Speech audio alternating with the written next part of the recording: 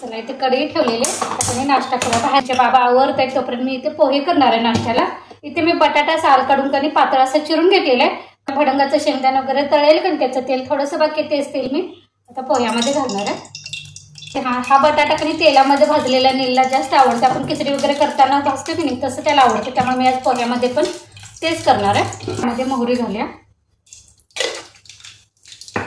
मोहरी तडतडली की त्यामध्ये जिरा टाकायचा. कधी पण फोडणी ही खमंगच व्हायला पाहिजे. तरच कुठलाही पदार्थ तडतडीत अशी फोडणी झाल्याशिवाय पदार्थाला चव येत नाही. कढीपत्ता टाका. त्यानंतर बारीक चिरलेली मिरची टाकूया. बारीक चिरलेला कांदा टाकूया आणि कांदा तांबूस कलर येईपर्यंत भाजून घेऊया. आता कांदा भाजत आलाय त्याच वेळी आपण हा बटाटा टाकायचा. थोडंसं मीठ टाकायचं. कांदा आणि बटाटा तेलामध्ये चांगला मऊ होतो यासाठी. इकडे जे पोहे भिजवलेले आहेत की नाही त्यात आता थोडंसं साहित्य घालून घेऊया. मीठ टाकूया. मीठ अगोदर आपण तेलामध्ये टाकलेलं आहे. त्या अंदाजानुसार आता टाकायचं. थोडीशी साखर, हळद टाकायची. ह्यामध्ये आपण बटाटा आपला तेलामध्ये की नाही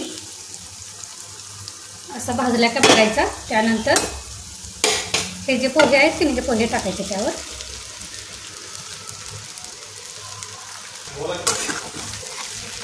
छानपैकी असं सगळं एकत्र परतून घ्यायचं.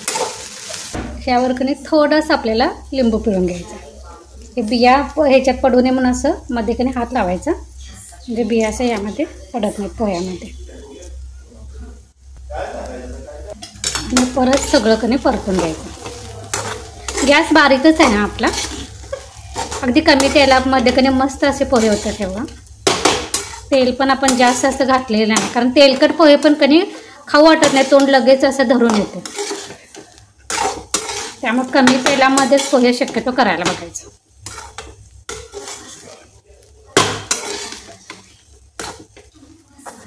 ह्यावर कधी मी झाकण ठेवते.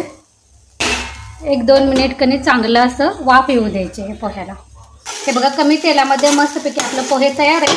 आता ह्यावर वरून कधी कोथिंबीर टाकायची आणि तुम्हाला आवडत असेल तर शेव टाकली तरी चालते. अगदी मोकळे मोकळे असे कधी पोहे तयार होतात.